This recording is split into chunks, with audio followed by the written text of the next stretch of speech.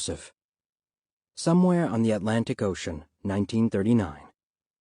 10 days from home. Joseph followed the small group of kids through the raised doorway onto the bridge of the St. Louis.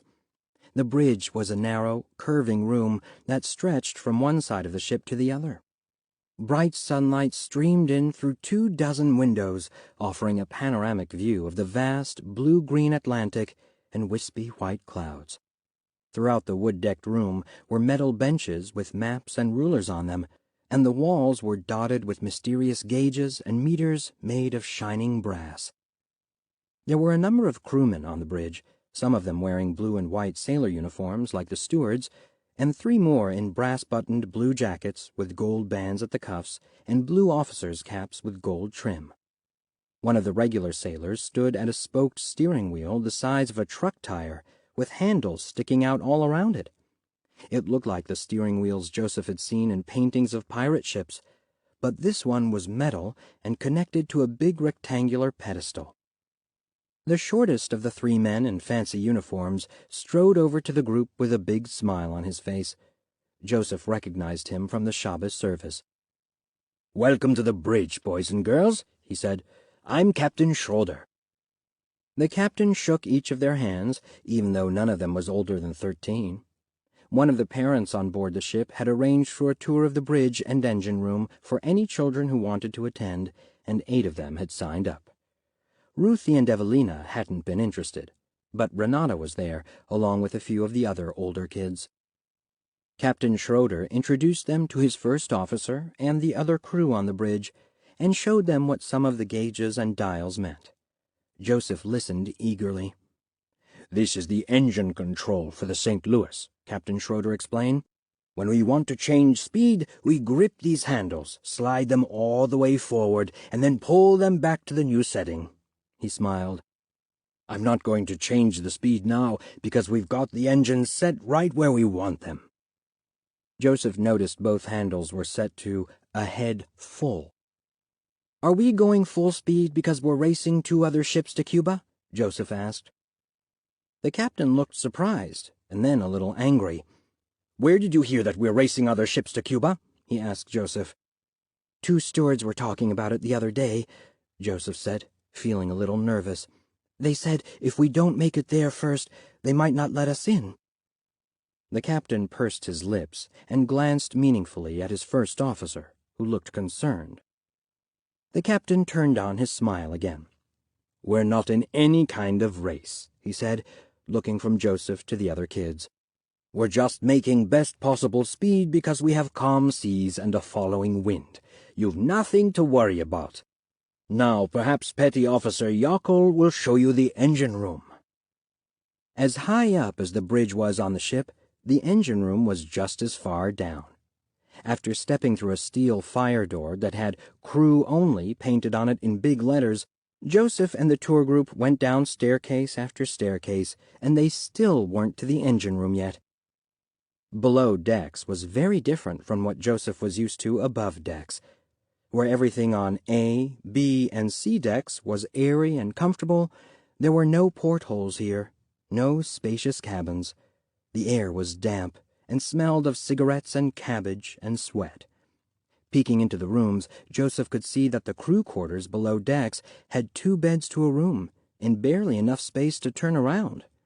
The hallways were narrow and the ceilings were low. Petty Officer Yockel had to duck as they went through doorways. Joseph had never been afraid of tight places before, but the close living conditions made him uneasy. He felt like he was visiting an alien world.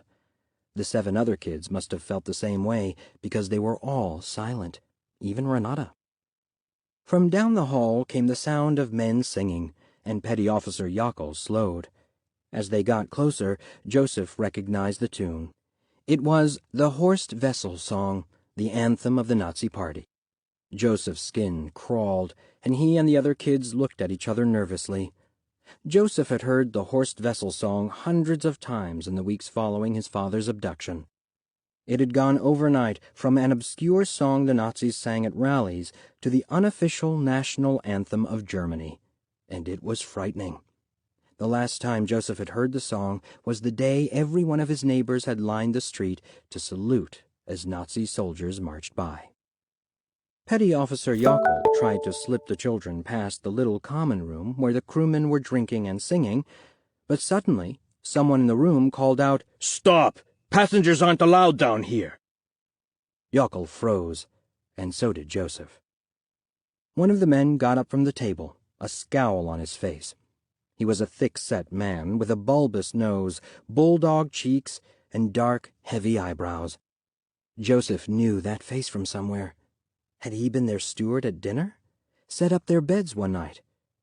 No. Joseph remembered. This was the man he had seen in the balcony the morning of the Shabbos service, the man who had been angry that the portrait of Hitler had been taken down and removed. The man staggered a little, bumping into things as he tried to move through the tight little room. Joseph had seen drunk people leaving pubs in Berlin the same way. "The captain has given these children special permission to visit the engine room, Shindik," Petty Officer Yockel told him. "The captain," Shindik said, his voice dripping with disapproval. Even from where Joseph stood, he could smell the alcohol on his breath. "Yes," Yockel said, straightening. "The captain." On the wall of the common room, Joseph saw a bulletin board with Nazi slogans and headlines from the rabidly anti-Jewish newspaper Der Stürmer pinned to it. He felt a shiver of fear. "Jewish rats," Shindik said, sneering at Joseph and the other kids. Many of them looked at their shoes, and even Joseph looked away, trying not to draw the big man's attention. Joseph clenched his fists, and his ears burned hot with frustration and embarrassment at his helplessness. After a few tense moments, Shindik staggered back to his seat, the threat of the captain's rank still worth something, even so far away from the bridge. Petty Officer Yockel hurried the children along, and Shindik and his friends broke into another Nazi song, even louder than before. Joseph heard them sing, "When Jewish blood flows from the knife, things will go much better," before Yockel ushered them down another flight of stairs. Joseph's legs felt weak, and he clung to the railing. He thought they had escaped all this on the St. Louis, but the hatred had followed them even here, to the middle of the ocean. With its huge diesel engines and generators and dials and pumps and switches, the engine room should have been fascinating, but Joseph had a hard time getting excited about it. None of the other children were excited either. Not after what had happened with Shindik. The tour ended solemnly, and Petty Officer Yockel returned them to the surface, being careful to take them back by a different route. It was a different world below decks, Joseph thought. A world outside the magic little bubble he and the other Jews lived in above decks on the MS St. Louis. Here, below decks, was the real world. Isabel. The Straits of Florida, somewhere north of Cuba, 1994. One day from home. Isabel watched as Papi, Señor Castillo, Luis, and Amara huddled over the boat engine, trying to figure out why it wouldn't start. It had something to do with it overheating, Señor Castillo had said. Amara was pouring seawater over it, trying to cool it. Meanwhile, Ivan and Isabel had been tasked with scooping the water back out of the bottom of the boat. The sock stuffed into the bullet hole was soaked through, and it dripped water onto Castro's face at the bottom of the boat like a leaky faucet. They had been drifting north in the Gulf Stream with the motor silent for more than an hour now, and no one was singing or dancing or laughing anymore. Ahead of Isabel, her mother and Señora Castillo slept against each other on the narrow bench at the front of the boat, where the prow came to a point. Lito sat on the middle bench, right above Isabel and Ivan. "You do have family in Miami," Isabel's grandfather told her, as she and Ivan worked. "When that news lady asked you if you had family in El Norte, you said no, but you do," Lito said. "My brother, Guillermo." Isabel and Ivan looked up at each other in surprise. "I didn't know you had a brother," Isabel said to her grandfather. He left in the airlifts in the 1970s, the Freedom Flights, when the U.S. airlifted political dissidents off the island, Lito explained. But Guillermo was no dissident. He just wanted to live in the U.S. I could have gone too. I was a police officer once, like Luis and Amara. Did you know that? Back before Castro, when Batista was president. Isabel knew that, and that Lito had lost his job during the revolution and been sent to cut cane in the fields instead. I could have pulled strings, Lito said. Called in favors, gotten me and your grandmother off the island. Then you would have been born in El Norte, Ivan told Isabel. She paused in her scooping, thinking how different her life might be right now. Born in the United States. It was almost inconceivable. We stayed because Cuba was our home, Lito said. I didn't leave one against the side. It was a mistake as Russia. First Batista, then... Things had only gotten worse. Lito's silence was answer enough. Isabel's cheeks burned hot with... He kept his eyes on his work, pretending not... And for what? Lito asked. And he did in Cuba. Lito raised his eyebrow. Even trying. Clave is the... Miami is just North Cuba. Soul. But would she ever hear it now? Gone, and with Castro being so lenient... Music, her soul, she wouldn't trade up like they could hear it too. Mahmoud stood in a wet parking. The Syrian man who was working for the Turkish smugglers told, "But where are we supposed to go?" Mahmoud's mother asked. The smuggler said, "They take Syrians' arms." The smuggler shrugged, as if it... We always talked about taking a Mediterranean vacation, but Mahmoud marveled at how clean everything looks. Do you remember when it used to be like... Ever since Mahmoud could remember, Walid had been sometimes. Mahmoud wished he would show a little... Mahmoud was still thinking about how he could get his brother back when he heard the desk clerk say they had no rooms left. "Maybe someone will share with us," Mahmoud's father suggested to the clerk. "You will forgive me," said the desk clerk, "but the rooms already have 3 families apiece." Mahmoud's heart sank. 3 families in each room! And the hotel was full. What were the chances they would find a room anywhere else? Dad searched on his phone and tried calling around, but it was the same story everywhere. "But how can they be so full?" Mahmoud's mother said. "They can't all be leaving tomorrow."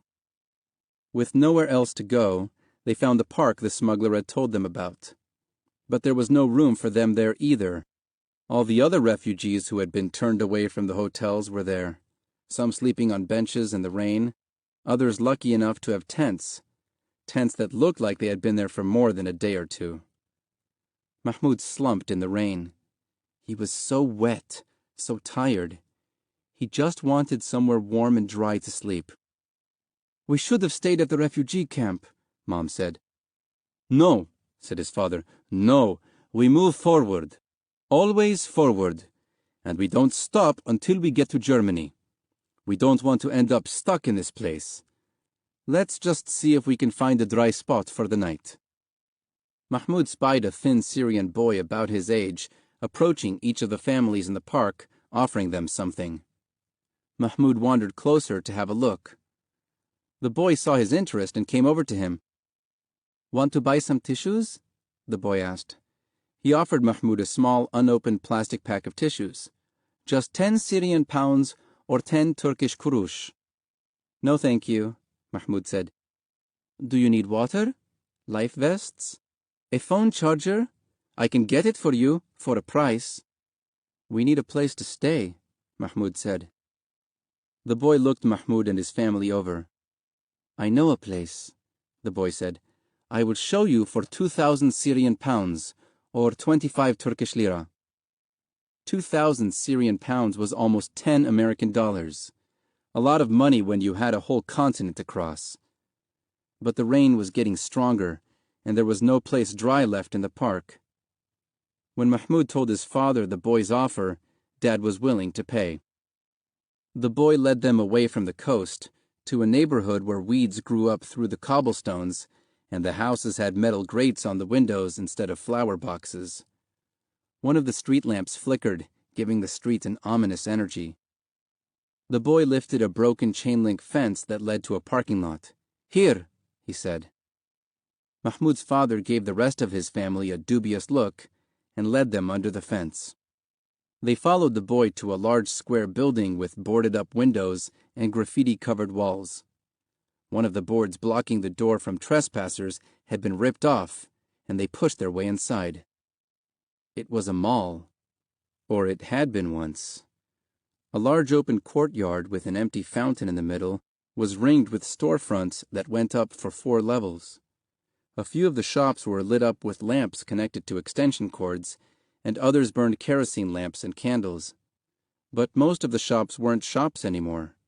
They were little apartments where people lived. Squatters in an abandoned shopping mall. The boy led them to an empty yogurt shop on the 3rd floor, next to a former music store that was home to a Syrian family of 6. They looked like they had been there a while. They had a tattered old couch and a hot plate, and sheets hung from ropes to quarter the space into little rooms. The yogurt shop had no furniture and a broken linoleum floor. Something skittered away in the darkness when they went inside. "It's just for the night," Mahmoud's father said. "You leave tomorrow?" the boy said. "On a boat? Then you need life vests, most definitely, or else you drown when your boat flips." Mahmoud's eyes went wide, and he shivered in his soaking wet clothes. He didn't like any part of this plan. His father raised his hands to his family. "The boat isn't going to flip," he told them. "Or run out of gas, or wreck on the rocks," the boy said. "Then you drown." Dad sighed. All right. Where do we buy life vests?"